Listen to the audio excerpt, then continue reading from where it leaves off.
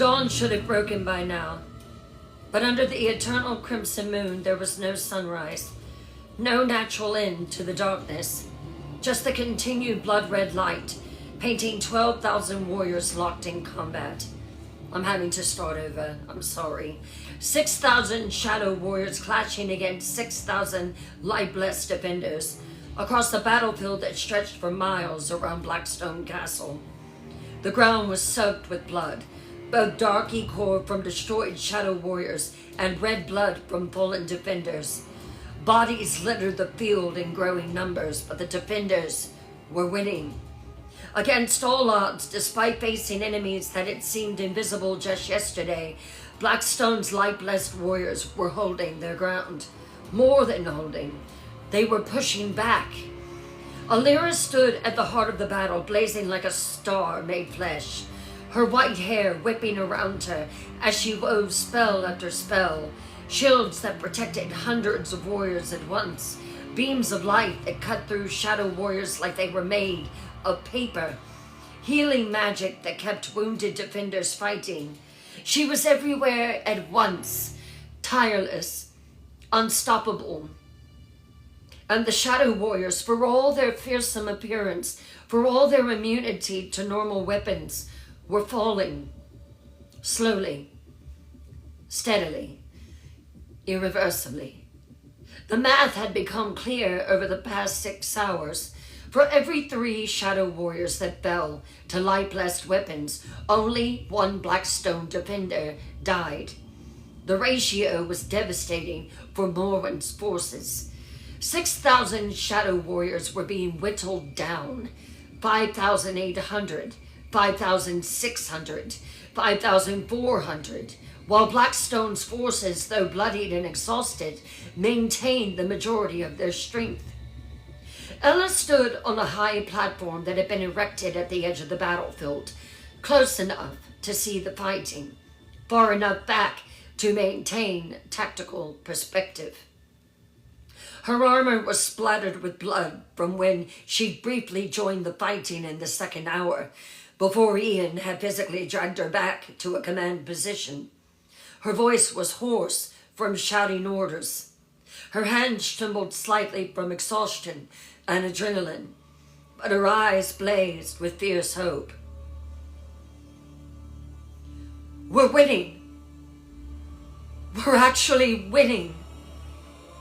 Eastern flank is holding. Marcus's voice came through the magical communication stone. Shadow warriors breaking formation. Wait. A pause. Then disbelief in his voice. They're retreating, Your Majesty. The shadow warriors on the eastern flank. They're pulling back. Ella's head snapped up, her heart leaping. Confirm that again for me, Commander. She commanded in her own communication stone. Are they actually retreating or are they regrouping? Retreating, Your Majesty. Maelor's voice came through, excitement evident despite his exhaustion. I'm on the northern section. They're pulling back here too, withdrawing toward the Thornspire Mountains. It's not faint. They're actually running.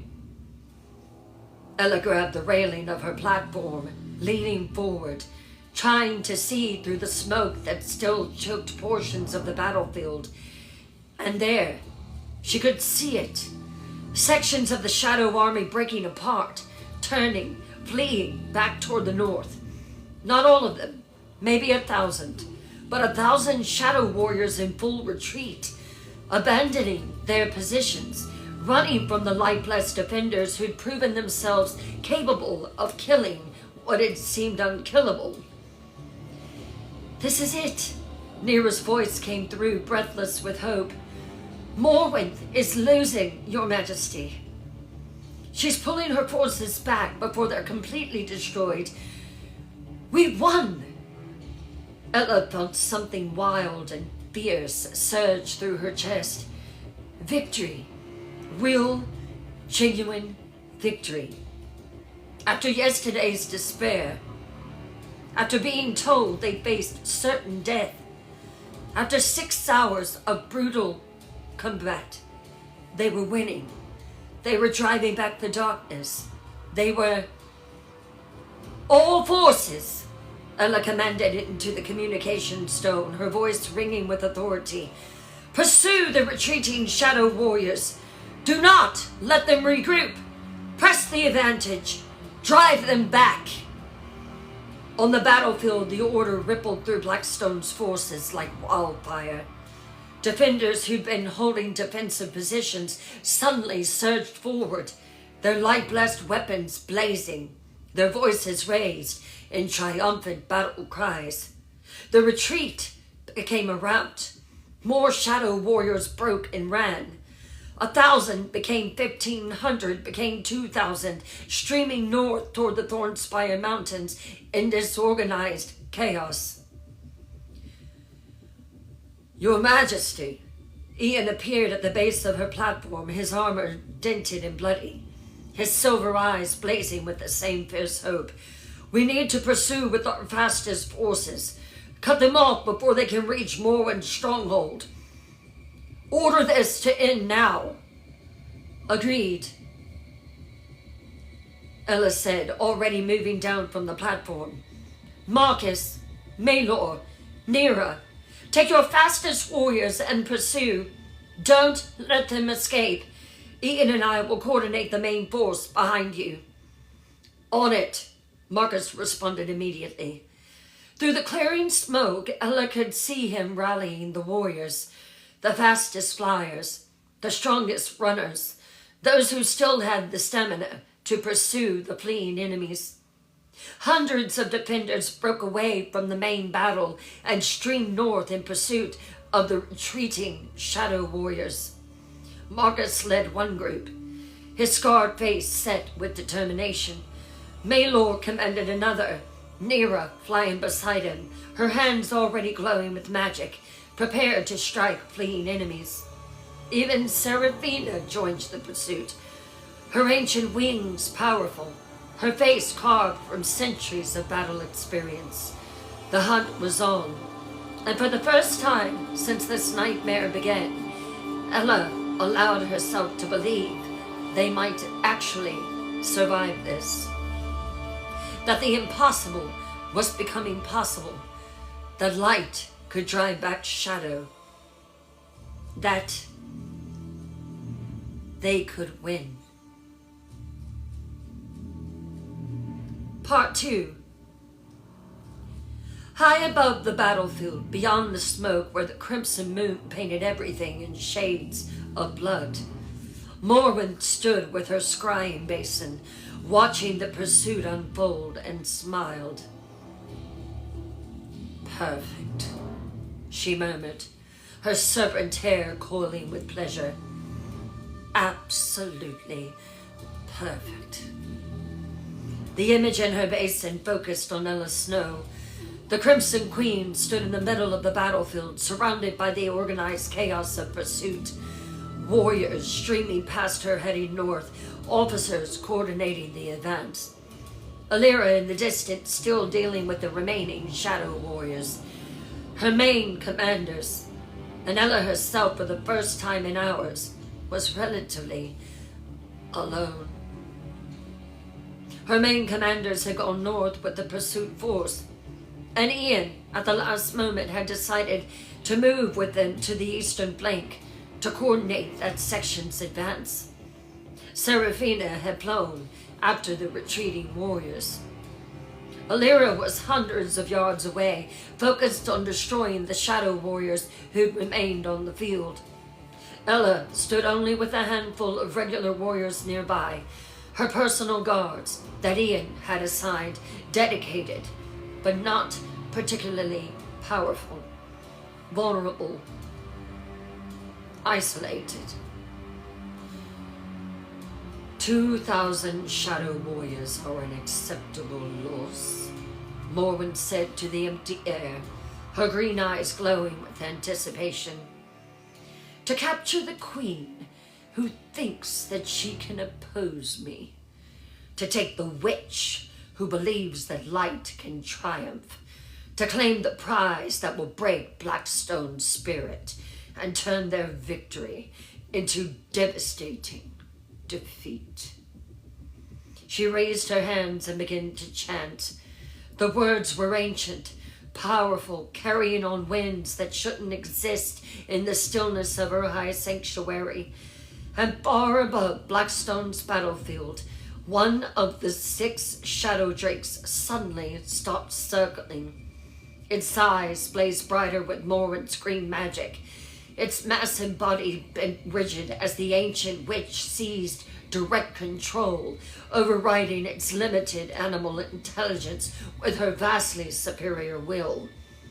It was the largest of the 6 drakes, a massive creature with wings that spanned 50 feet, scales like black iron, claws that could tear through stone, and jaws that could crush a full-grown vampire without any effort at all. Morwenth had created all 6 drakes, but this one, her first, her most powerful, her favorite, she'd imbued with extra strength, extra resilience, and extra everything. And now, she aimed it like an arrow at Ella Snow. Go, she commanded, her voice channeling directly into the drake's mind. Seize her. Bring her to me. Let nothing stop you. The drake's eyes flared brilliant green, and it dove. Ella was coordinating with one of her junior officers when it happened. We need to maintain supply lines to the pursuit force, she was saying, gesturing at the map spread on a portable table. If they catch the Shadow Warriors and the fight drags on, they'll need fresh weapons, more light-blast arrows. One of the officers that she was talking to, his face suddenly went pale, his eyes widening as he looked up. Your Majesty! Ella turned and had perhaps half a second to register what she was seeing.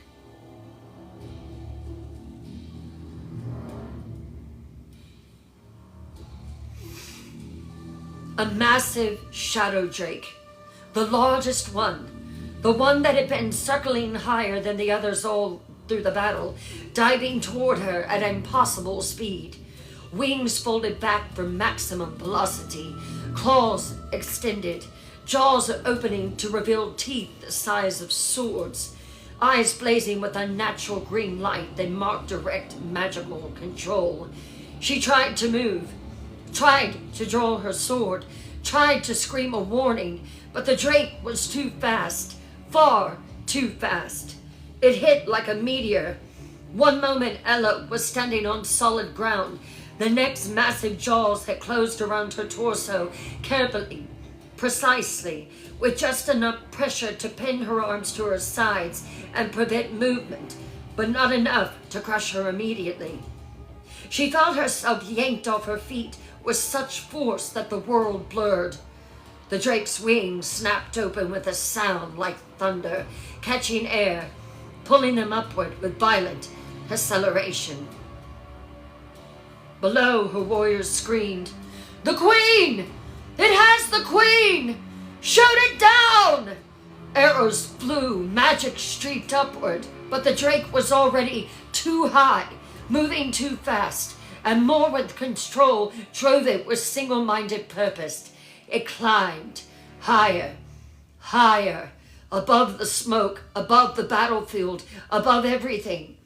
Ella struggled in its jaws, trying to break free, but the pressure around her torso was immense, not crushing, but completely immobilizing. She couldn't move her arms, couldn't reach her weapons, could barely breathe from the pressure. Below her, the massive battlefield spread out like a map. 12,000 tiny figures locked in combat, looking smaller and smaller as the drake climbed.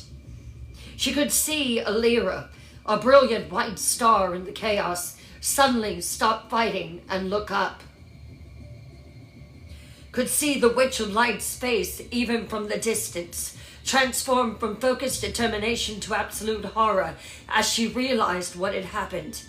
Could see Alira launch into the air trying to pursue, but the drake, was already miles away and still accelerating, flying north with supernatural speed, and even Alira's considerable power couldn't close the distance fast enough. The battlefield fell away behind them. Blackstone Castle became a toy model. The smoke-choked field of combat became a smudge, and the Drake flew on, north, toward the Thornspire Mountains, toward the jagged peaks that rose like broken teeth against the crimson moon, toward wherever Morwenth waited. Ella tried to scream, tried to fight, tried to do anything, but she was trapped, helpless, being carried away from her kingdom, from her warriors, from everyone who could help her, and no one, not Ian, not Alira, not her commanders, had any idea where she was being taken. Alira had seen the Drake grab her, and her soldiers seen it fly north, but north was vast. The Thornspire Mountains covered hundreds of square miles of treacherous terrain, 1,000 caves, 1,000 hidden fortresses, 1,000 places to hide, one captured queen. Finding her would be impossible.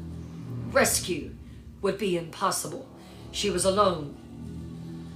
Truly alone. Part 4. The Arrival. The flight lasted perhaps 30 minutes.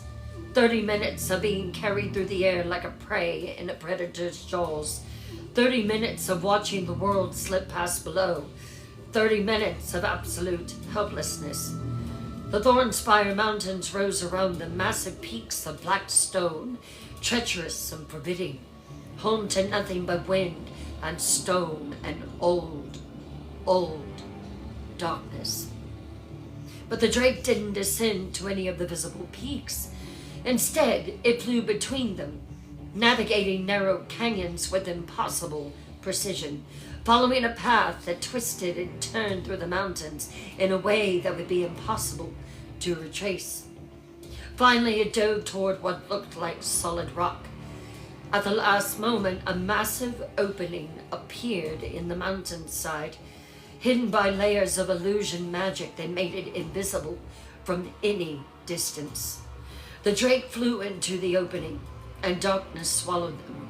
They were inside the mountain itself, flying through vast caverns that shouldn't exist, that had been carved by magic or time or forces Ella couldn't comprehend. Green light pulsed from crystals embedded in the cavern walls, providing just enough illumination to see by, and what Ella saw made her blood run cold. This wasn't Vilchrist. This was something else entirely. Something older. Something that existed deep beneath even more once known fortress. A sanctuary hidden within the mountain's heart. The Drake landed in a massive chamber. The ceiling so high it disappeared into darkness. The walls covered in runes that glowed with sickly green light. The floor polished black stone that reflected everything like dark water. It opened its jaws carefully, depositing Ella on the ground, not throwing her, but placing her almost gently before immediately backing away. Ella looked around, her armor clanging against stone, and immediately tried to run. But shadow warriors appeared from every direction, materializing from the darkness itself, surrounding her in an instant. 50 of them, 100, an overwhelming force. Ella grabbed for her sword, but hands, cold hands, shadow hands grabbed her wrist, wrenching the weapon from her grip and tossing it into the darkness. More hands seized her arms, her legs, holding her in place with iron strength. Welcome, little queen. Morwenth's voice echoed through the vast chamber. Ella looked up to see the ancient witch descending a staircase carved from living rock. A staircase that seemed to go up forever into darkness. She was even more terrible in person than she'd been described in Nira's visions. Tall, perhaps 6.5 feet, impossibly beautiful in a way that hurt to look at directly, like staring at something that shouldn't exist in the mortal world, her serpent hair writhing and hissing, each snake head regarding Ella with intelligent malevolence, their tongues tasting the air, tasting the fear, her green eyes glowing with triumph and cruel satisfaction, her robes made of shadow that seemed to drink all light, that made her air around her colder. And on her shoulder perched Nixroth, Kalitsa's raven, now bound to Morwen, his red eyes glowing with malevolent intelligence. I must say, Morwen continued, reaching the chamber floor and approaching Ella with measured, predatory steps, that was almost disappointingly easy. One fake retreat, one draped strike, and here you are, in my sanctuary, completely at my mercy. She circled Ella slowly, studying her like a specimen, while the shadow warriors held the Crimson Queen immobile. You are beautiful, I will say. You're too young to be a queen. 2 years a vampire. Barely more than a fledgling. Hard to believe someone so newly turned could cause so much trouble. Ella glared at her, refusing to show fear, despite the terror clawing at her throat. My warriors will come for me, she said, her voice steady despite everything. Alira will find me. They'll... Ella's eyes flickered upward toward where the ceiling disappeared into darkness, toward where something far above the surface existed, where her kingdom fought, where help might come from. Morwen noticed the gesture and laughed, cold and cruel.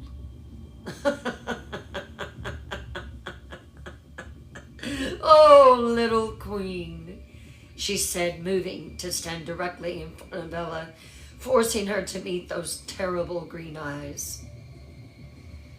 You keep looking up, looking to the sky, looking for salvation that will never come to you. She leaned closer, her serpent hair coiling near Ella's face.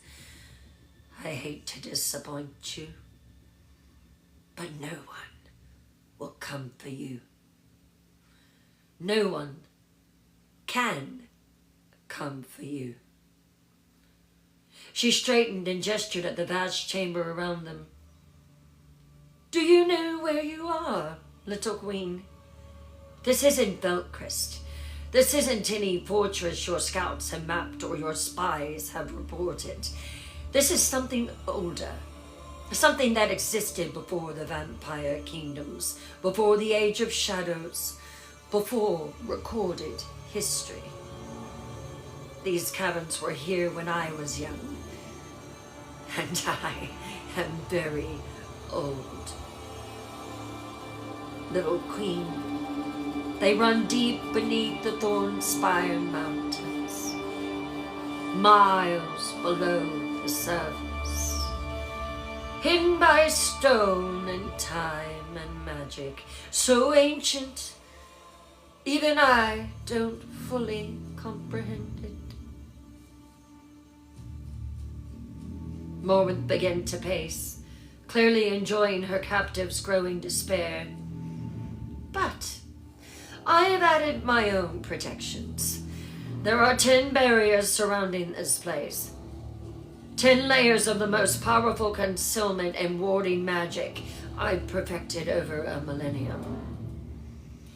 She counted on her fingers, her voice taking on a lecturing tone, like a teacher explaining something to a slow student. The first barrier hides the location from scrying. So, if Alira should try it, she will fail. The second distorts magical signatures. I know about your young witch, Nira. The third deflects divination spells. If Alira and Nira are to try to do anything together, this will freeze it. The fourth creates false echoes to mislead the searchers. And the fifth, I don't care about your barriers. Ella interrupted, her voice hard. Morwen's eyes flashed dangerously, and her serpent hair hissed in anger. But then she smiled, slow and cruel. Oh, but you should care. Because the 10th barrier, the final, most powerful one, it doesn't just hold its place, little queen. It actively repels magic. Except mine, of course. Pushes it away. Makes it impossible for even my fellow witch friend, Alira, to penetrate. She leaned close again, her voice dropping to a whisper. Your precious witch of light could stand directly above us, could burn herself out trying to find you. And she would never sense your presence. These barriers make you invisible to her. Unreachable. Lost. Even. Ella felt her heart sink, but she kept her expression defiant. They will search. They won't stop searching. Oh. I'm counting on it, Morwen said cheerfully. I want Alira to exhaust herself searching. I want your commanders to waste resources looking. Want your kingdom to spiral into chaos, wondering if their queen still lives. Because every hour they search is an hour you spend here with me, paying for your arrogance, paying for daring to oppose me, paying for believing light could triumph over shadow. She turned to the shadow warriors.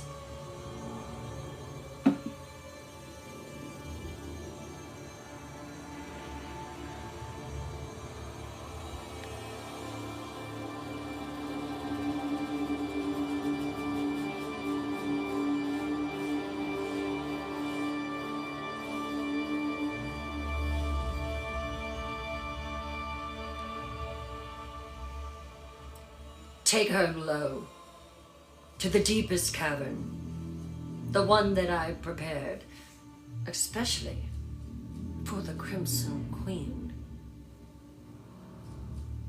The Shadow Warriors began dragging Ella across the polished stone floor, and she fought, kicked, twisted, tried every technique she'd learned, but they were too strong, too many, and without her weapons, without her allies, she was just one vampire against an army. They dragged her toward another opening in the cavern wall, a passage that led down. Steep stairs carved from living rock, descending into darkness lit only by those pulsing green crystals.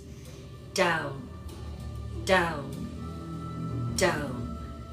Each step taking her farther from the surface, farther from any possibility of rescue, farther into Morwen's domain. The air grew colder, the darkness deeper, the sense of ancient malevolent power stronger. Until finally, after what felt like hours but was probably only minutes, they emerged into another chamber. This one was smaller than the first, but somehow more terrible. The walls were natural cave formations, stalactites hanging from the ceiling like teeth, stalagmites rising from the floor like bones. And in the center, a massive altar of a black obsidian, polished to mirror smoothness, reflecting the green crystal light in sickly patterns. Flat on top with grooves carved into its surface, grooves that looked disturbingly like they were designed to channel blood, and attached to it, chains. Thick chains of black iron inscribed with runes that glowed with the same green light as everything else in this cursed place. The shadow warriors threw Ella onto the altar, face up, and before she could move, the chains came alive. They snapped around her wrists so tight she could feel them cutting into her skin. Around her ankles, forcing her legs flat, immobilizing her completely.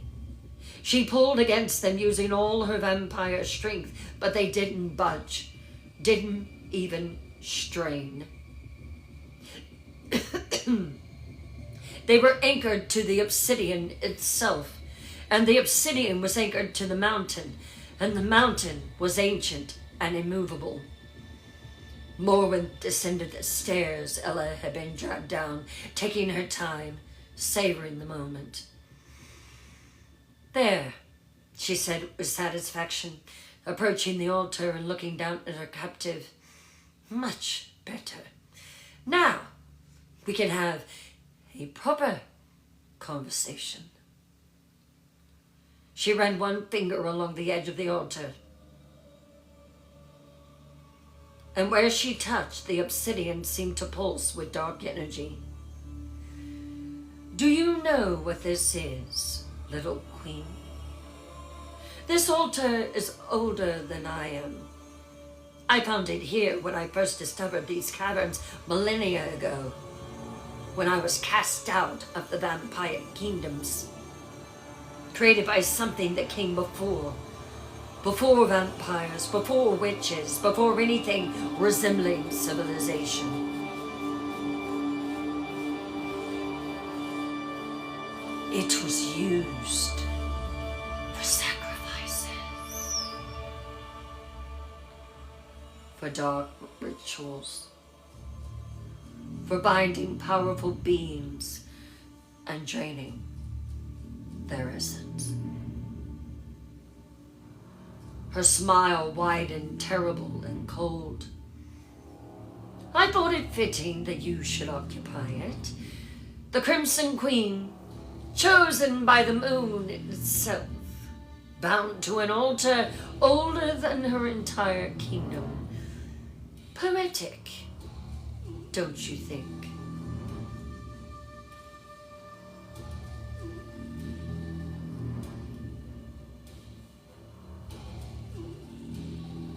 Ella stared at her, refusing to beg, refusing to show the terror that she felt. "What do you want from me?" "Want?" Morwen laughed. "Oh, little queen, I don't want anything from you. I already have everything I need.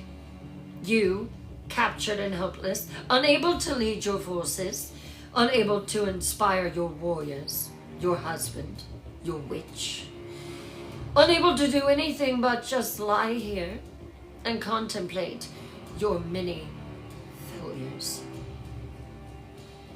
She leaned over Ella, her serpent hair coiling closer. "While you're here, your kingdom falls apart. Your commanders fight amongst themselves about how to rescue you.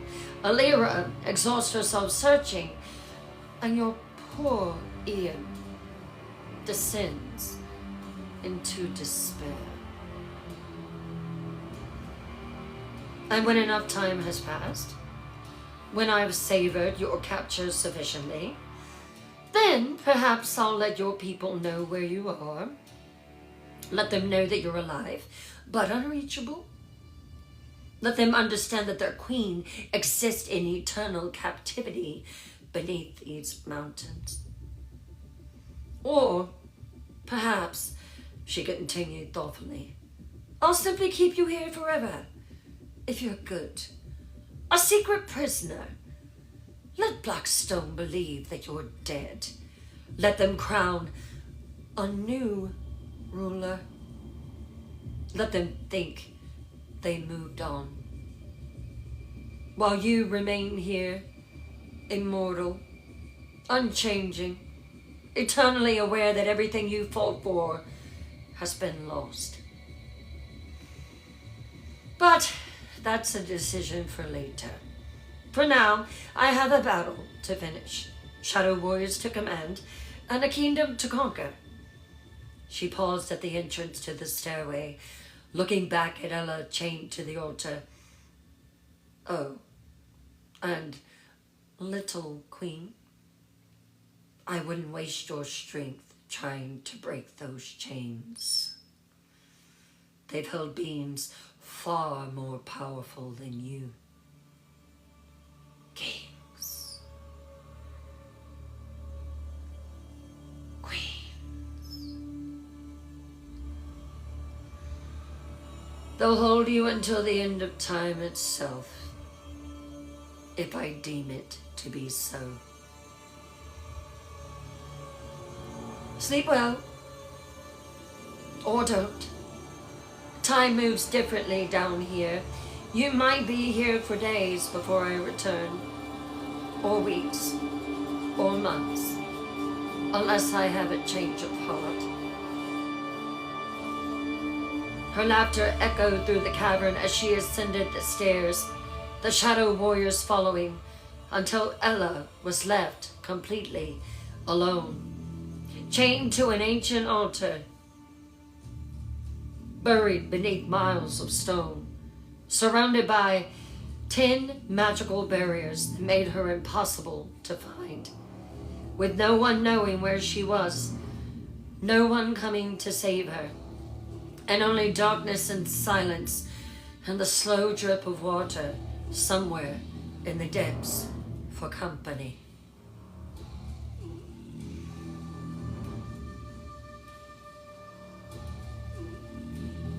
Ian Blackstone stood among his warriors in the northern reaches of the battlefield, his armor splattered with blood and ichor, his sword still blazing with the faint remnants of Alira's light magic. 8 hours. They'd been fighting for 8 brutal, exhausting hours, and they had won. The impossible had happened. Blackstone had survived. The shadow warriors lay destroyed or scattered across miles of blood-soaked ground. The light had triumphed over the darkness. Ian surveyed the battlefield with cold satisfaction, his silver eyes assessing the carnage with a warrior's practiced gaze. Casualties? He asked Marcus. Approximately 800 dead, Your Majesty. Another 300 wounded, but recovering. Given what we faced, Your Majesty, it's a miracle. Alira's miracle, Ian corrected. Without her, we'd all be corpses now. He turned to Maelor. The pursuit forces? Successful, Your Majesty. We drove them remaining shadow warriors deep into the Thornspire Mountains. They're scattered, broken, no longer a cohesive threat. Ian nodded, allowing himself a moment of grim satisfaction. This victory would establish Blackstone's strength, would prove to the other kingdoms that the Crimson Queen wasn't some fledgling ruler to be dismissed or ignored. Ella had led them through impossible odds and emerged victorious. She'd be pleased with that. The thought of her brought warmth to his chest, carefully contained, never spoken aloud, but there, nothing the less. His wife, his queen, He wanted to return to the castle, to find her coordinating the aftermath of the battle with that sharp, beautiful mind of hers. "Well, we should return to," he began. "Your Majesty!" The shout cut through the moment. Ian's head snapped toward the sound. 2 guards were flying toward them at desperate speed, their wings beating frantically, their forms silhouetted against the crimson moon's blood-red light. Something was wrong. Ian's hand moved instinctively to his sword hilt, his body going rigid. Around him, warriors fell silent, sensing the danger. The guards landed hard. Young warriors, both male, both part of the Queen's personal guard. Both were breathing in ragged gasps. Both looked absolutely terrified. Ian recognized them. Stefan, barely 22, newly promoted. Gregor, a few years older but still green. The 2 he'd specifically assigned to stay with Ella while he led the pursuit forces. The 2 he commanded to protect the Queen no matter what. And they were here without her. Something cold and terrible began spreading through Ian's chest. "Report," he said, his voice dangerously quiet. The crimson moon bathed everything in blood-red light, including Ian himself, standing tall and fierce in his armor, his silver eyes reflecting the crimson glow like a predator's eyes in the dark.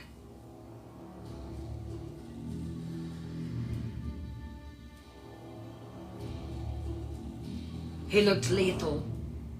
Both guards were trembling. "Your Majesty," Stefan began, his voice shaking. "I gave you an order."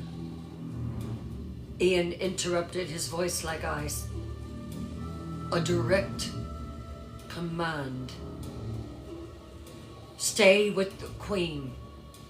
Protect her. Do not leave her side under any circumstances." He took one step toward them. "So explain to me why you are here before me without Queen Ella." The guards exchanged terrified glances. "Your Majesty," Gregor tried. "Let me ask you again.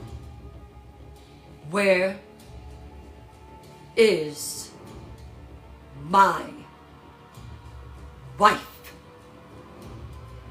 The words came out soft but carried such menace that both guards actually plunged backward. "Your Majesty, the Queen," Stefan's voice cracked. "She's missing." The world stopped. Everything went very still, very quiet. Ian stared at them, his face expressionless.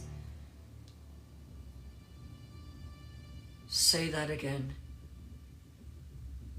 "Queen Ella's missing, Your Majesty," Gregor said, and he was shaking so hard he could barely stand.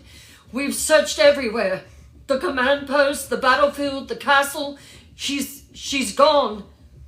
For a long moment, Ian didn't move, didn't speak, just stood there, his silver eyes fixed on 2 guards with an intensity that made both of them want to run.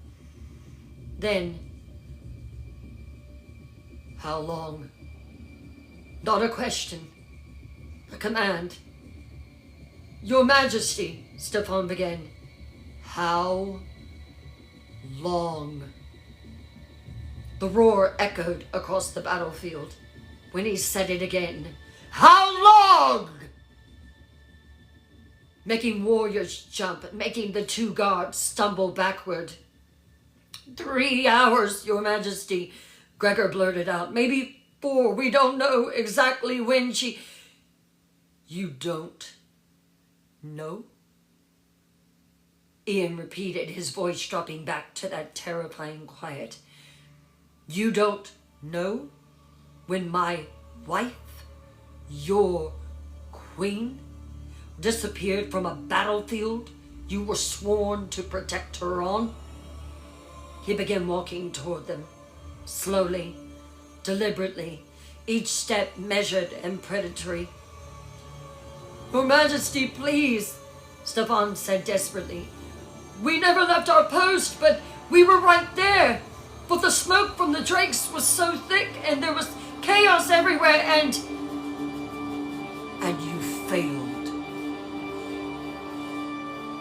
He was close now, close enough that both guards could see his eyes, silver irises blazing with purple light that was growing brighter by the second, close enough that they could see his fangs beginning to extend, close enough that they could feel the rage radiating off of him like heat from a forge. Your Majesty, we tried, Gregor started. You tried, Ian repeated. You tried. How comforting. His hand shot out faster than thought, faster than either guard could possibly react, and grabbed Stefan by the throat. When I put you in that position, I told you to swear on your life that you would protect my queen. Failure has consequences, Ian said, his voice distorted with rage, and then he twisted. The snap of Stefan's neck breaking was sickeningly loud in the sudden silence. The young guard's eyes went wide with shock, his mouth opening but no sound coming out. Ian dropped the body and it crumpled to the ground, lifeless. Gregor screamed, a sound of pure terror, and tried to run, but Ian was already moving. He caught the fleeing guard in 3 strides, his hand closing around the back of Gregor's neck with iron strength. Please, Your Majesty, Gregor begged, tears streaming down his face. Please, Your Majesty, I'm so sorry. I'm so sorry, please. Not sorry enough. Another twist, another snap, another body hitting the ground. Ian stood between the 2 corpses, his chest heaving, his silver eyes blazing so bright they cast shadows despite the crimson moon, and then something inside of him broke. The control he maintained for so long, the careful mask of the composed vampire king, shattered completely. A roar tore from his throat, primal, anguished, inhuman. His hand shot out and grabbed the nearest object, a supply cart loaded with weapons and armor. He lifted it like it weighed nothing and hurled it. The cart flew through the air and crashed into a group of tents, destroying them completely, sending debris scattering in all directions. Warriors scattered, running from their king, who had transformed into something terrifying. Ian grabbed a fallen banner pole, thick wood, reinforced with iron, and swung it like a club. It connected with a stone pillar that had been part of the command structure. The stone exploded under the impact, chunks of rock flying in all directions. Ian swung again, and again, and again. Each blow destroying something. Supplies, equipment, structures that had survived the battle, only to be obliterated by their king's rage. Ian! Marca's voice trying to reach him. Ian, stop! Stop! Ian roared, whirling on him, the banner pole still gripped in his hands. My wife is gone, taken, lost, and you want me to stop? He threw the pole like a spear. It flew through the air and impaled itself through a wooden wagon, splitting it completely in half. Ian grabbed another supply cart, this one loaded with arrows and medical supplies. He lifted it over his head and slammed it into the ground with such force that the cart disintegrated. Supplies scattering everywhere, some of the glass bottles shattering and spraying their contents across the blood-soaked earth. Your Majesty, please, Maelor tried, his voice careful, approaching slowly, like someone would approach a wounded, dangerous animal. This won't help her. Won't help? He screamed, and his voice was barely human anymore. What will help, Maelor? What? He grabbed a fallen sword, one of the light-blessed weapons, and began striking at everything within reach. A command table shattered under his blows. A weapon rack exploded into splinters. A stone wall cracked and crumbled. Each strike accompanied by roars of rage and anguish. Warriors were fleeing now, getting out of range of their king's destructive fury. Only Marcus and Maelor remained, keeping their distance, but not leaving, both watching with grim expressions. "She's gone!"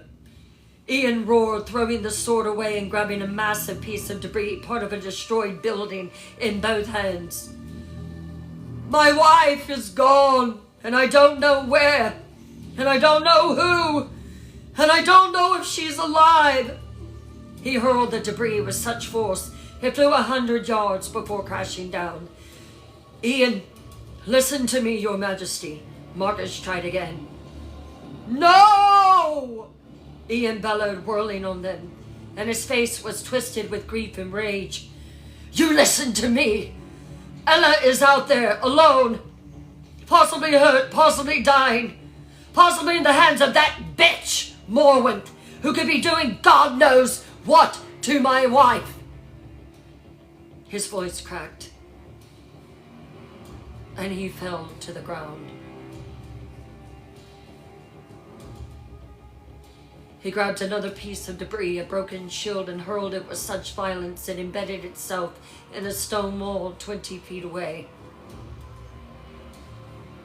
"This is my fault," Ian continued, his voice raw. "I should have stayed with her. Should have put myself between her and any threat. Should have..." He couldn't finish.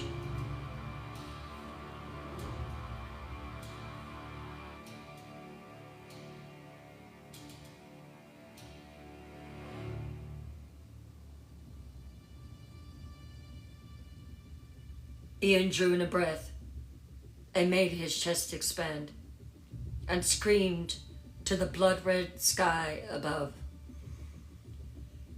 "Ella!" The name tore from him with such force that it echoed across the entire battlefield, across miles of blood-soaked ground, across the smoke-choked air, carrying on winds that shouldn't exist, a scream of anguish, of rage, of love twisted into something agonizing, of a soul crying out for its missing half. "Ella!" Again, louder, his voice cracking but not breaking, fueled by desperation and grief and the terrible crushing weight of not knowing where she was. "Ella!" The third scream seemed to shake the very air. Warriors across the battlefield stopped what they were doing, looking toward their king, kneeling amid the destruction he created, screaming his wife's name to an indifferent sky. And when the echoes finally faded, when his voice finally gave out, Ian sank to his knees amid the debris, his head falling forward, his whole body shaking, not with rage now, with grief, with guilt, with absolute soul-destroying loss. He had told Ella many times before, "I would not be able to bear it if I lost you." Marcus and Maelor approached slowly, carefully, and this time Ian didn't lash out when they knelt on either side of him. "We'll find her," Marcus said quietly but firmly. "We'll search every cave, every mountain. Report has just came back to us. She was carried off by a drake. Every inch of the Thornspires we will check. We will not stop until she is home, Your Majesty. That is my solemn vow." "And if we don't?" Ian asked, his voice hoarse and hollow. "If Morwenth has hidden her too well, if we're too late, if she's already, then we'll avenge her," Maelor said simply. "We will tear Morwenth apart and make sure she ever regrets touching the Crimson Queen. But it will not come to that, because Ella is strong.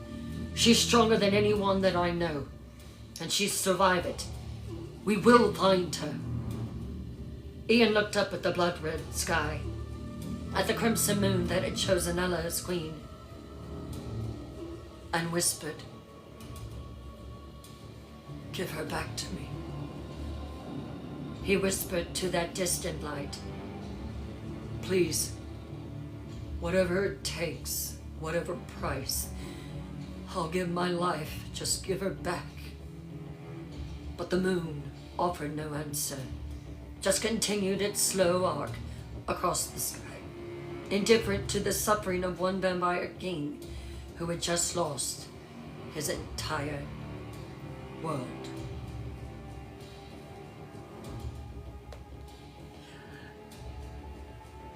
Let's take a 10-minute intermission so I can rest my vocal cords.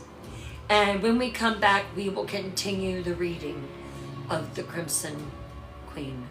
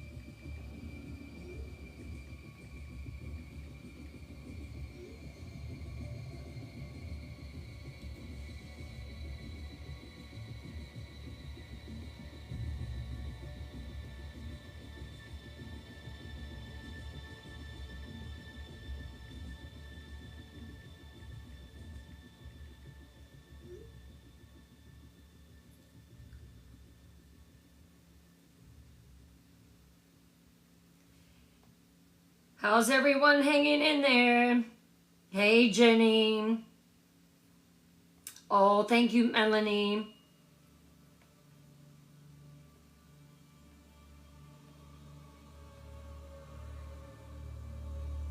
Oh, Charlene. Oh, thank you, Glitter Demon. That's so sweet. And that is the reason I created it, Palm. That is the reason I created these images, because I really want to take you to Ella Snow and Ian's world, to what this is what I've always imagined in my mind, and I really wanted to bring it to life tonight.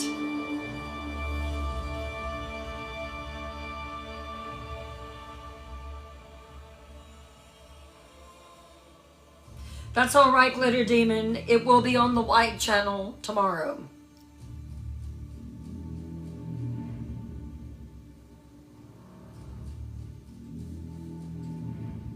Hello, Andrist.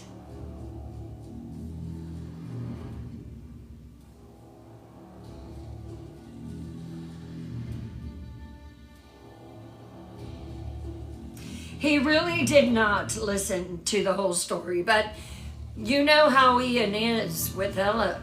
He's a lost man without her, lost vampire, lost something. He's completely lost without her.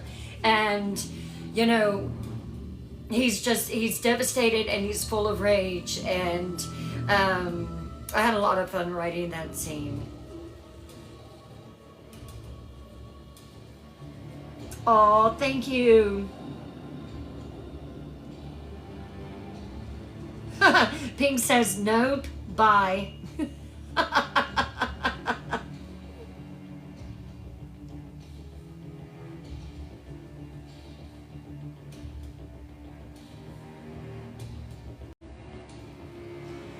Hello, Just Be Sergeant.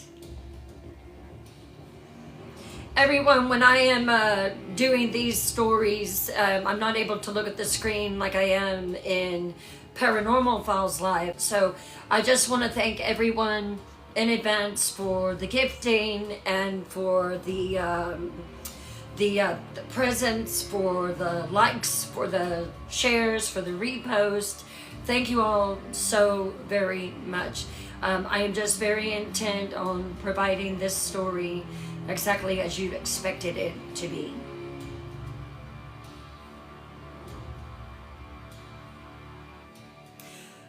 Oh, most definitely, Palm.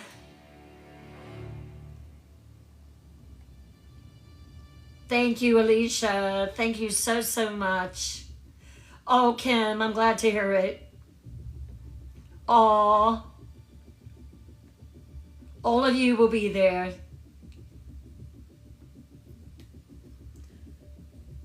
One minute left. So go ahead and grab your Cheetos and your drinks or whatever.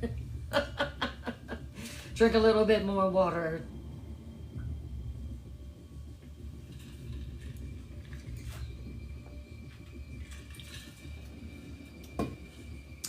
I had someone tell me the other day, they're like, if I could just be in your mind, just for 1 hour and hear what you're thinking when you are coming up with these stories, it would just be amazing. I'm like, it would drive you nuts.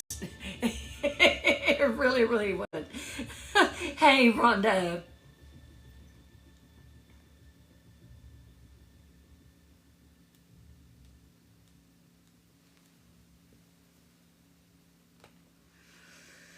All right.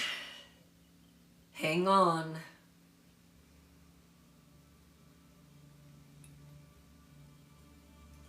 You really do, X. Go right ahead.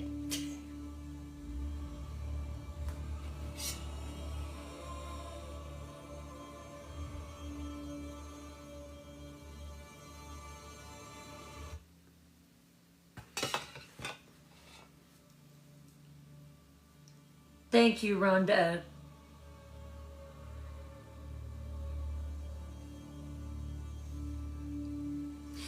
I guess if Anyone has followed from the very beginning with Blood in the Snow and knows Ian and Ella's story, you can get why that he is the way he is.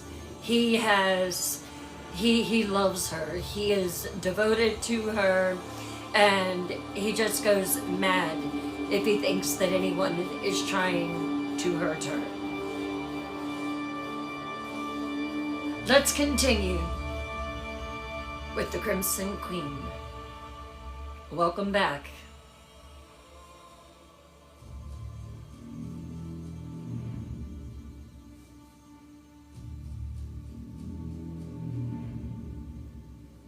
Cold. That was the first thing that Ella truly registered. Not the chains binding her wrist.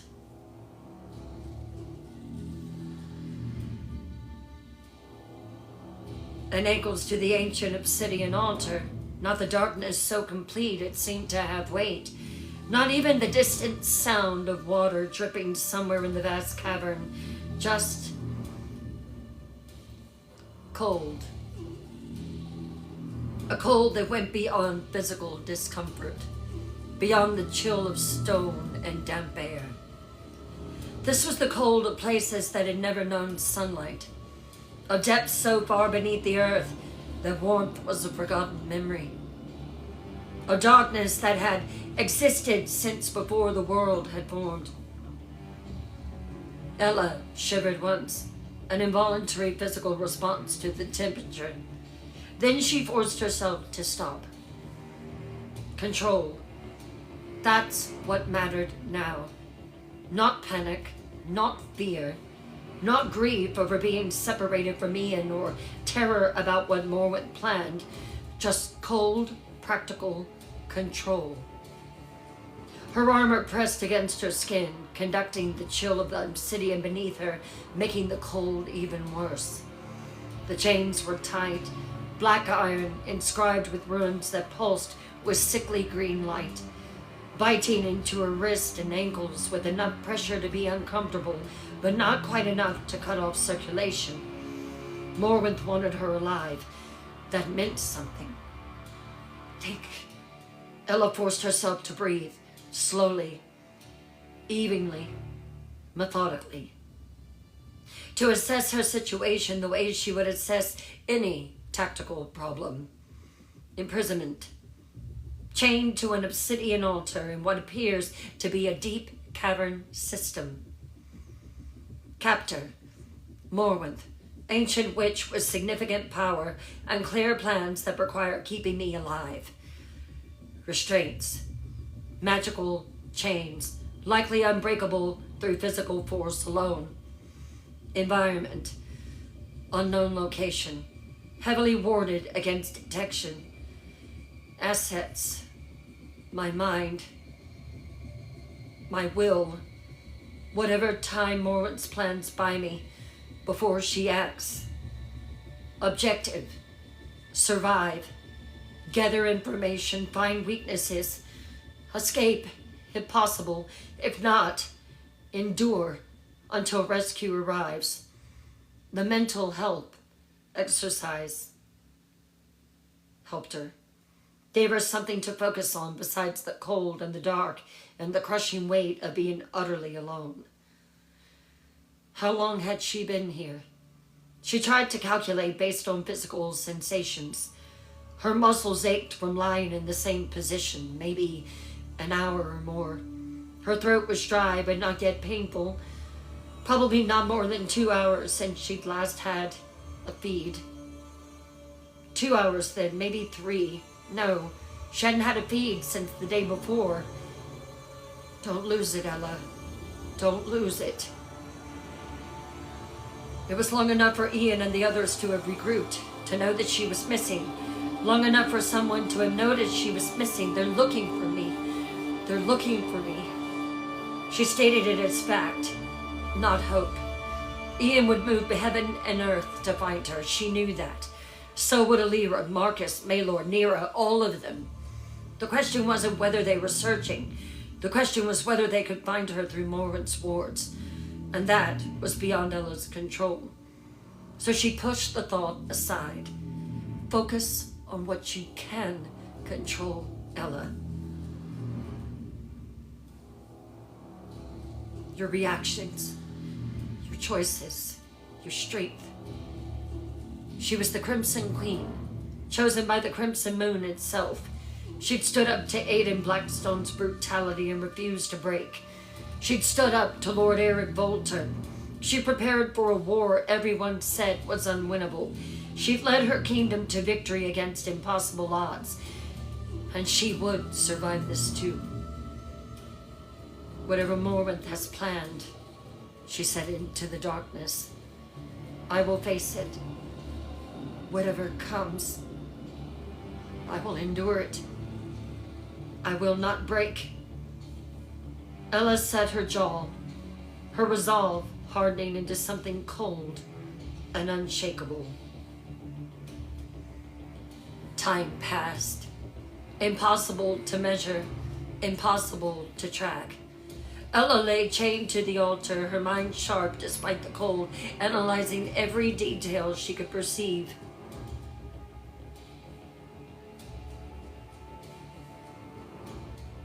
The darkness was absolute at first. Even with her eyes open, she could see nothing beyond the faint green glow of the runes on her chains. Just black. Endless black. But she waited, patient, knowing her vampire eyes would adjust eventually. And then something shifted. A sensation like pressure releasing, like something clicking into place behind her eyes. And suddenly, vision. Her irises blazed red, glowing softly, the color vampires' eyes look when their night vision fully activated, and the world resolved itself from black into shades of gray and silver. Oh, good. Immediately, Ella began cataloging everything she could see. The cavern was vast, far larger than she'd initially realized. The ceiling disappeared into darkness. Even her enhanced vision couldn't fully penetrate. Hundreds of feet up at minimum. The walls were natural cave formation, stalactites hanging like stone teeth, stalagmites rising from the floor in irregular patterns, ancient, carved by water over millennia. And everywhere, embedded in the stone like a disease, were those sickly green crystals, pulsing with Morwenth's magic. The wards. Ella studied them carefully, her tactical mind automatically mapping their positions, looking for patterns. They weren't random. They formed a network, each crystal positioned at specific intervals, creating overlapping fields of magical energy. 10 barriers, Morwenth had said. These crystals were the physical anchors for those barriers, which meant, theoretically, if enough crystals were destroyed, the wards might weaken. Ella filed that information away. She couldn't reach the crystals from here, but knowledge was never wasted. The altar itself was a single piece of black obsidian elevated on a natural stone platform in the cavern's center, polished smooth by time or magic, and carved with grooves, channels designed to direct liquid. Blood. Ella examined them clinically without emotion. They all led to a central depression beneath where her heart would be if she lay perfectly still. A sacrificial altar. This place was used for rituals, Morwenth said, for unaliving, for dark magic that required death. The realization should have been terrifying. Instead, it was just another piece of tactical information. Morwenth had brought her here specifically, to this altar, to this place of power, which meant the ancient witch had plans that went beyond simple imprisonment, plans that likely involved this altar's purpose. She's going to try to use me for something, a ritual, perhaps, dark magic that requires a sacrifice. Ella tested her chains again, not frantically but methodically. The wrist restraints immovable, anchored directly to the obsidian, the ankle restraints the same. She pulled with measured force, Not her full strength, not yet, but enough to test for any weakness. Nothing. The chains were enchanted, designed to hold beings far stronger than a 2-year-old vampire. Can't break them through force, she filed away. Need another approach. But what approach? She didn't know yet. So she filed that problem away too and continued her assessment. The cavern had multiple passages leading away from the central chamber, dark openings in the stone walls, leading deeper into the mountain. At least 5 feet that she could see from her position. Any one of them could be an exit, or they could all lead nowhere. No way to know without exploring. And she was chained to the altar. Later, if I escape these chains, I'll worry about navigation then. The air was damp. She could feel it on her skin, taste it when she breathed, which meant water nearby, probably an underground river or a lake. The temperature suggested they were very deep, the kind of cold that came from being far beneath the Earth's surface, insulated from any external warmth. Miles underground, Ella estimated, possibly beneath the Thornspire Mountains themselves, which would make finding this place from above nearly impossible, even without magical wards. The tactical situation was grim, but Ella had faced grim odds before, and she was still breathing, still thinking, still fighting, even if only in her mind. And then she felt it. Pain. Sudden. Sharp. Piercing through her chest like a blade made of ice and fire. Not physical pain. Something deeper. Ella gasped, her back arching involuntarily against the chains, her hands clenching into fists as the sensation overwhelmed her for a brief moment. It felt like something tearing, like a wound opening in a place that had no physical location, and she knew immediately what it was. Ian. The bond between them, forged through marriage, through love, through every intimate moment they shared, suddenly flared to life. She could feel him, feel his emotions crashing through that invisible connection like a tidal wave. Rage. God, she could feel his rage, burning hot enough to scorch. Grief, so profound that it felt like drowning. Desperation, raw and terrible and consuming. He knew. Ian knew that she was missing, and it was destroying him. Ella gritted her teeth against the onslaught of his emotions, forcing herself to remain focused despite the intensity of what she was feeling through their bond. He's alive. He survived the battle. He's looking for me. The knowledge brought a fierce satisfaction even as his pain tore at her. She couldn't send anything back through the connection. It was too faint, too distorted by distance and Morwen's words. But she could feel him, could sense the moment he learned she was gone, could feel his soul crying out for hers. And then a scream, not audible, not with her ears, but she felt it reverberate through their bond like thunder. Her name. Ian was screaming her name to the uncaring sky. Ella. For just a moment, just a brief flickering instant, Ella allowed herself to feel it. The love in that scream, the desperation, the absolute refusal to accept losing her. I'm here, she thought fiercely, even knowing he couldn't hear. I'm alive. I'm fighting. And I will survive this, my love. So hold on. Stay strong. Find me. The connection flickered and began to fade, and Ella felt the moment Ian's grief threatened to consume him entirely. No! She pushed back against the sensation, not trying to send a message, but refusing to let his pain pull her down with him. I need you strong, Ian Blackstone, she thought with iron determination. I need you functional. I need you to find me. So pull yourself together and do it. Whether he could sense any of that through their bond or not, she didn't know. But she poured every ounce of her will into that thought, every ounce of her strength, every bit of the determination that had carried her through Aiden's brutality, through becoming queen, through preparing for war. Be strong for me, as I am being strong for you. The connection faded completely, severed, or perhaps just too faint to maintain across the distance and through Morwen's wards. Ella was alone again, but she wasn't afraid, wasn't despairing.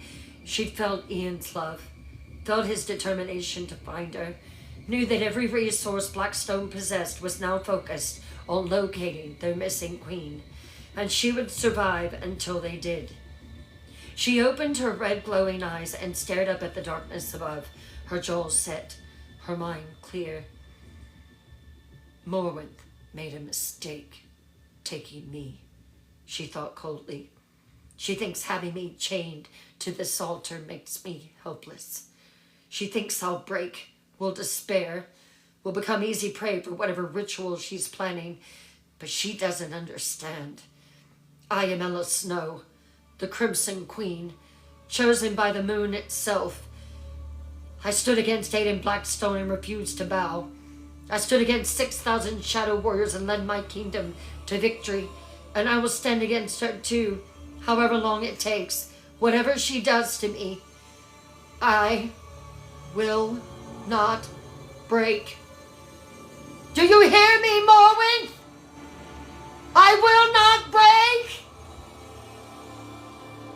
She tested the chains once more, not expecting them to give, but refusing to stop trying.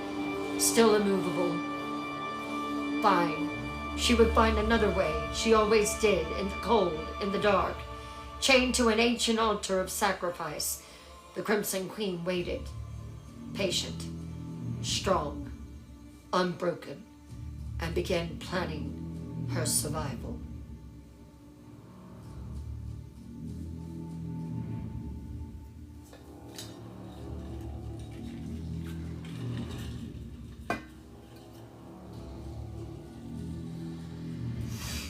The command tent at Blackstone had been transformed into a war room. Maps spread across every surface. Warriors coming and going with reports. Messengers flying in and out with updates from search parties scattered across the Thornspire Mountains. All searching, none finding.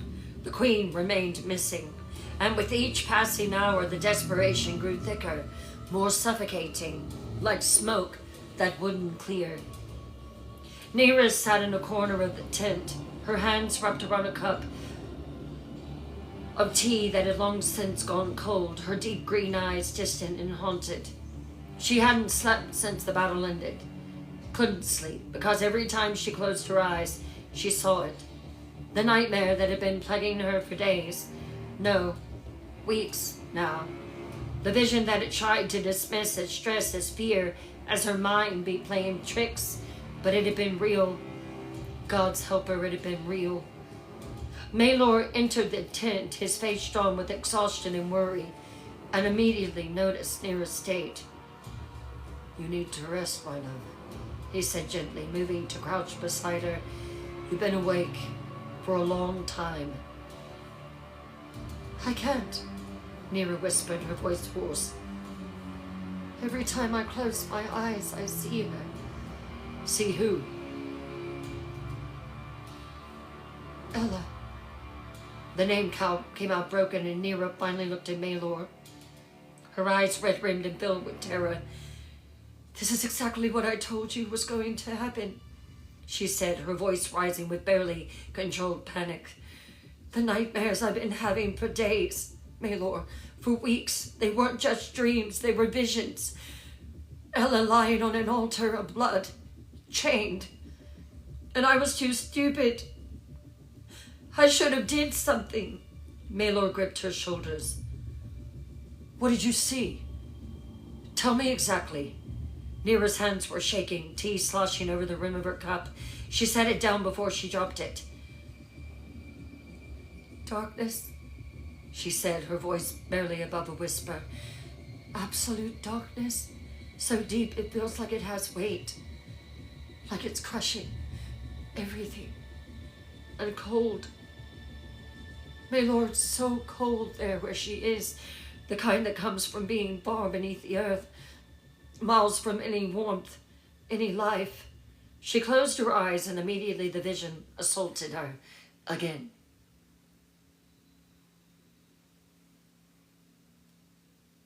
I see a cavern, vast,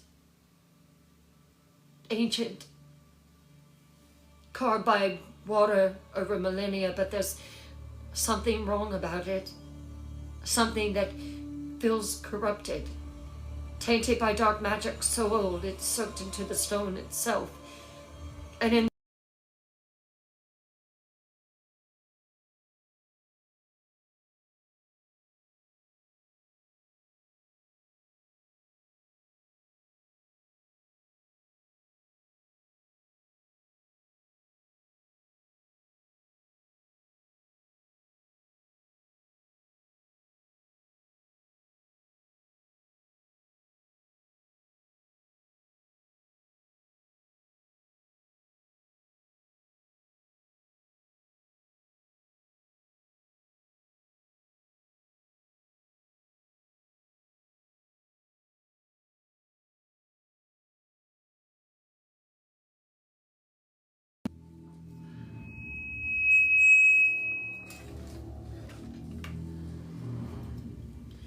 I see something.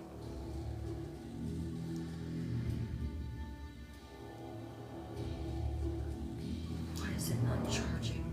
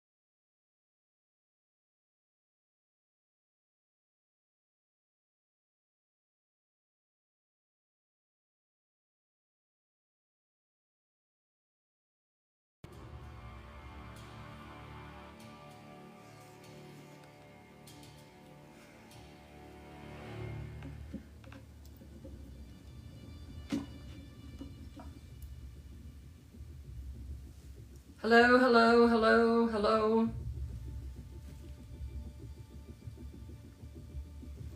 Hello?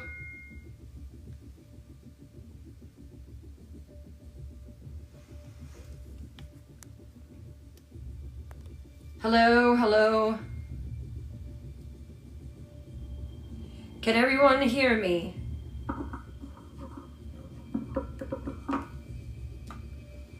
Hello? Hello, hello? We have sound? Okay, very good.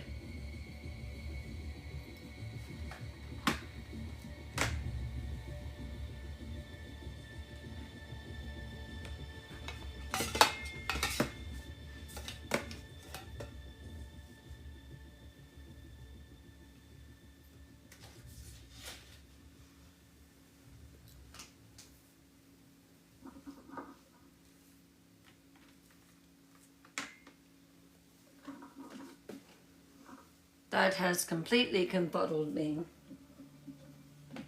Where's my phone? Ah, there we go. Okay. I think we are back. Are we back?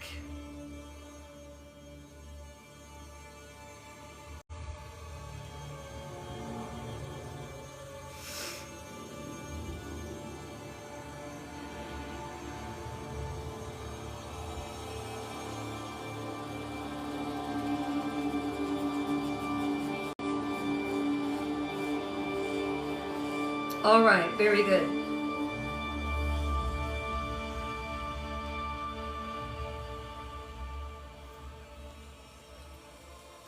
I see an altar, black obsidian, polished smooth, with grooves carved into it, channels designed to direct blood to a central point. And on that altar, tears began streaming down her face. And on that altar, what do you see? Nira, what do you see? Someone else had joined the tent at that point. Ian, what is she talking about? She had a vision of the Queen. Ian rushed over to Nira and grabbed her by the shoulders. What do you see? Ella, Your Majesty. Chained, wrists and ankles bound with black iron, inscribed with runes. She's lying on her back, and the chains are so tight she can barely move. And she's alone, so terribly, completely alone in that darkness. Ian's face had gone pale.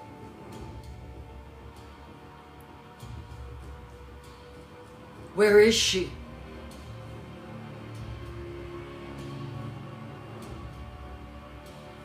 I've seen her face, seen her pale blonde hair spread across that black stone, seen the way she's trying to stay strong, even though she's terrified and freezing and doesn't know if anyone will find her. Ian grabbed her arms, his fingers digging in.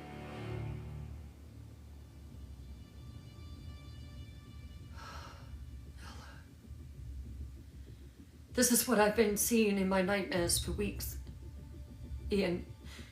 And I dismissed it. I thought it was just my mind creating horrors because I was stressed about the war. But it wasn't my imagination. It was a vision. And you're just now telling me about this? Ian, Maelor said softly. My magic was trying to warn me, and I ignored it, Your Majesty. I'm sorry. And now it's happened, exactly as I saw. And Ella is down there in those caves, chained to that altar, and I don't know where it is. I can't break through whatever magic is hiding her. I can see her, but I can't find her.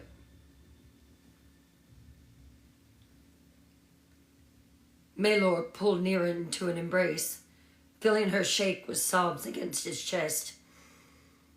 Listen to me, he said firmly. This is not your fault, Ian growled. You couldn't have known. But Nira, if you can see her, if your magic is showing you where she is. I've tried, Maelor. I can see her, but I don't know where she is. Nira pulled back, her face streaked with tears. I've been trying since the moment we learned that she was missing, but there's something blocking me.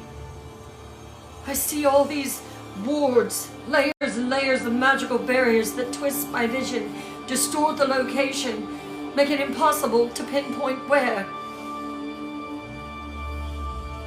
Can you see anything about the location near her? Any landmarks? I have to find her. Nira closed her eyes and then opened them. Her eyes rolled back in her head. Mountains, Nira said. I see mountains, black stone peaks. But Ian, that could be anywhere. In the Thorn Spires, there are hundreds of peaks that fit that description. Maelor stood, his spine racing. We have to try. We have to try. We have to go there now. I already told you, Your Majesty, I can't break through the wards to find where. And then Maelor said, but maybe Alira can. She's the Witch of Light. If anyone can create 6,000 shadow warriors to beat her dark warriors, if anyone can penetrate those barriers, I would think it would be her. He moved toward the 10 entrance. Stay here. I'm going to go and form a search party, and we are going after my wife. Maelor looked at Ian. We're right behind you, Your Majesty.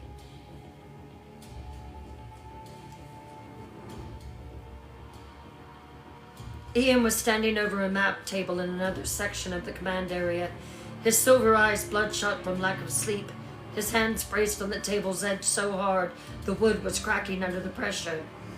Marcus stood across from him, along with Seraphina, both looking equally exhausted.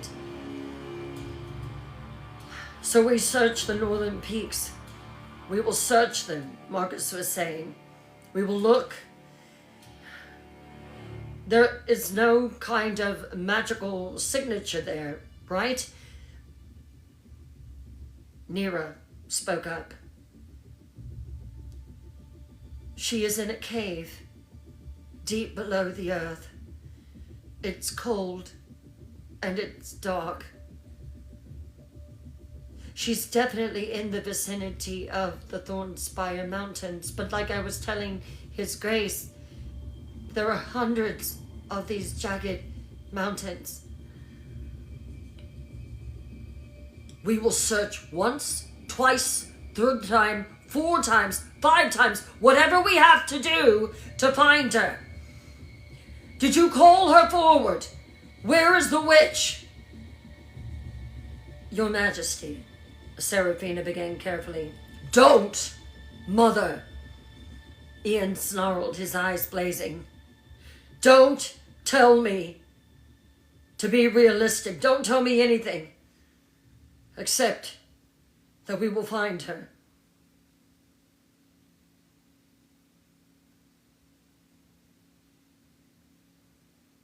The curtain moved, and Alira stepped in. I have been called, Your Majesty. The Witch of Light entered the tent, her white hair seeming to glow even in the dim light, her turquoise eyes assessing the situation immediately. Terrorizing the girl won't help Bella, Your Majesty, she said calmly but firmly to Ian. If Nira has been having visions, as Maelor just said, that's valuable. We can work with that. She moved to stand before Nira, studying her carefully. You're a powerful witch, Alira said, not asking. You're untrained in many ways, probably aware of just how much of a gift you have, but the magic is there. I can sense it. Those visions, tell me about them. She's laying on an altar.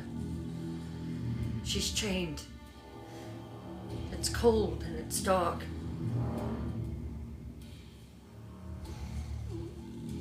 Don't worry, Ian. We'll find where Ella is hidden. Do it, Ian said immediately. Do it now.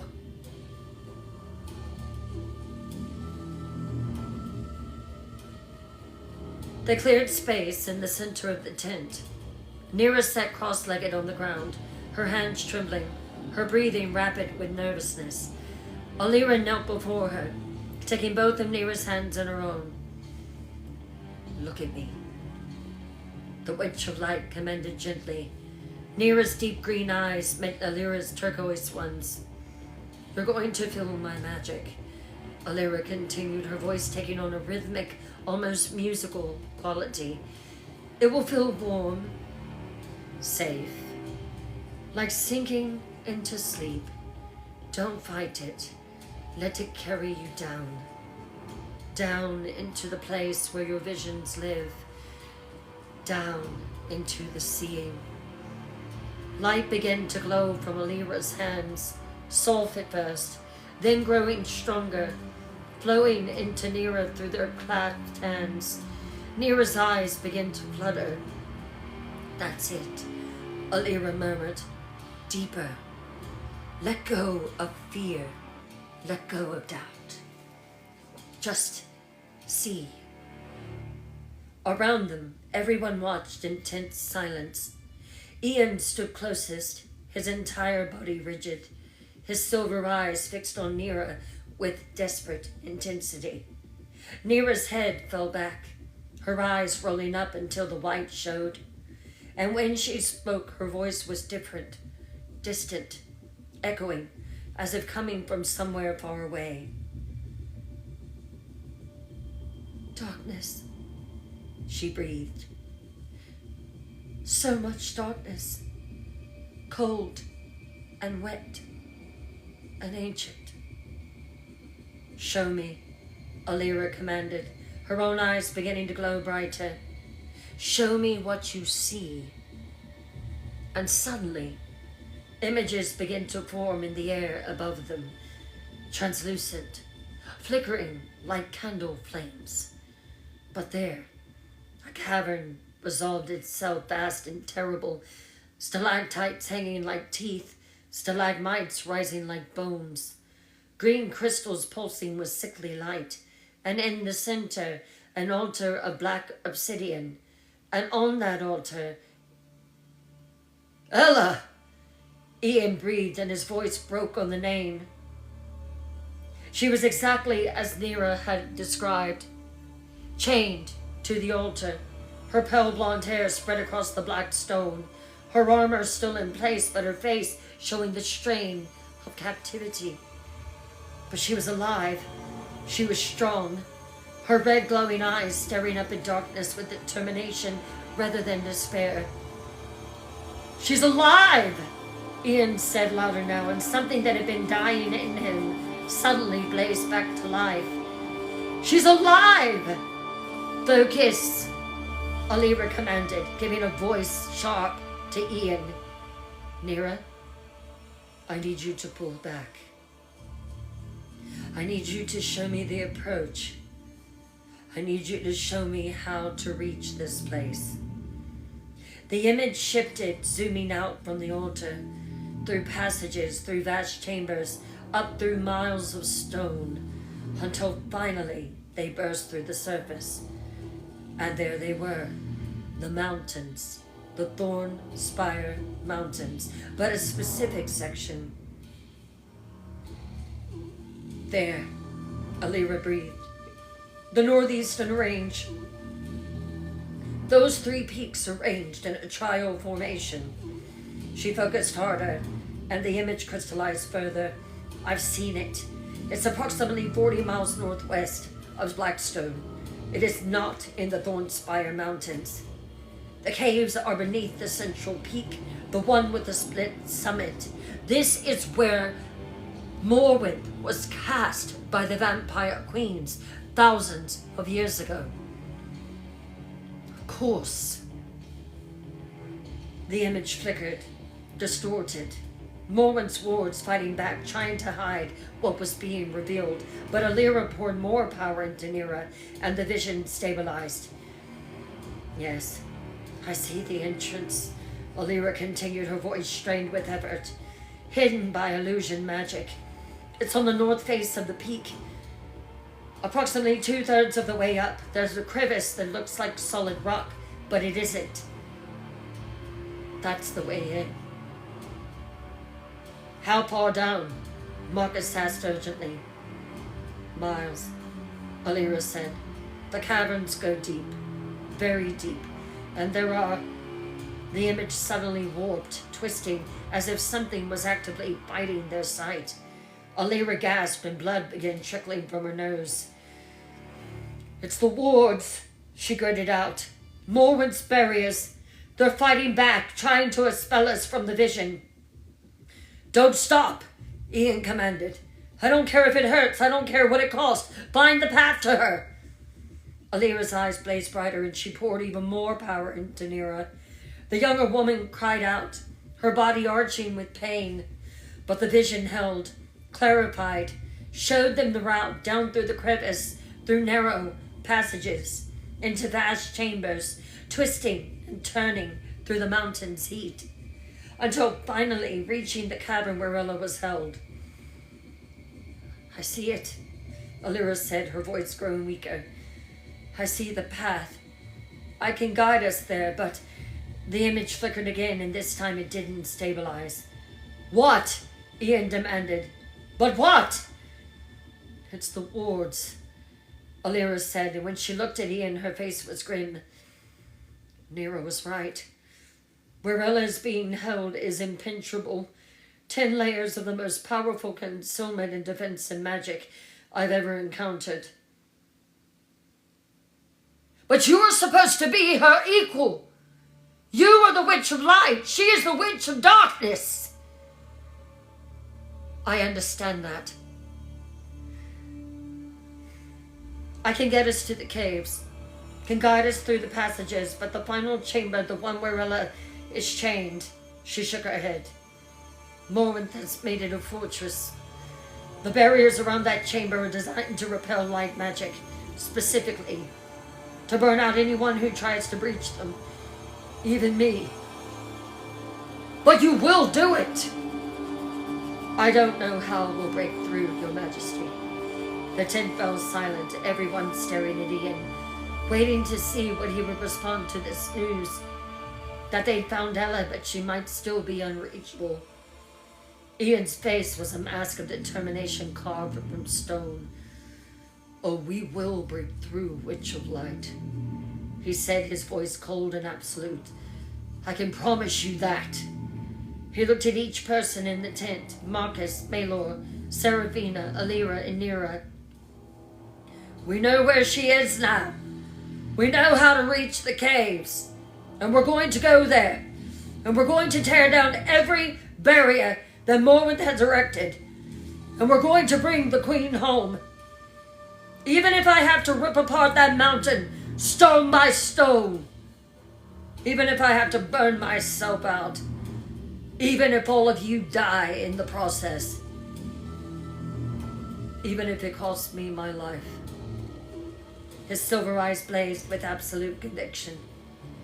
We're going to get her back. He turned to Marcus. Assemble a strike force. 50 of our strongest warriors.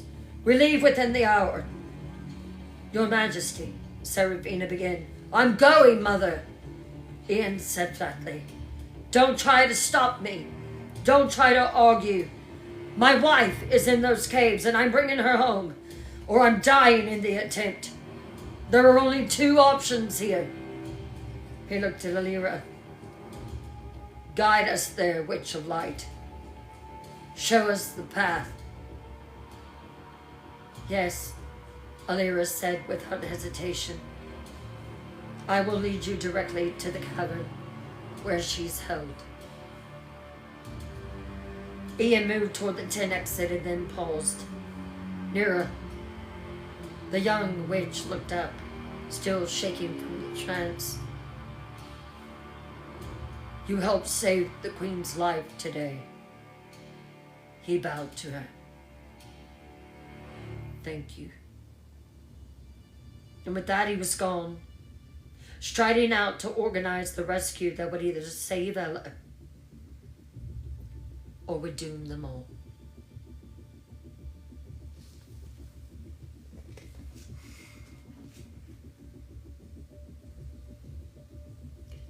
And that is tonight's reading of The Crimson Queen. Next week, Thursday night, the story continues. I hope you have enjoyed tonight's reading, minus all the other things that happened.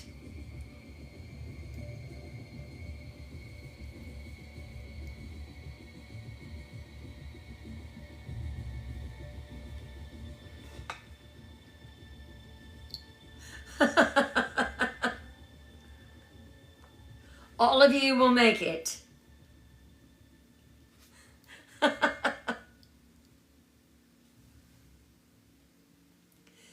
Thank you, Pink. Thank you, thank you. We had a few hiccups, but that's okay. I love you all. Tomorrow night on PFL is night 3, the final night of the West Winchester Mystery Mansion.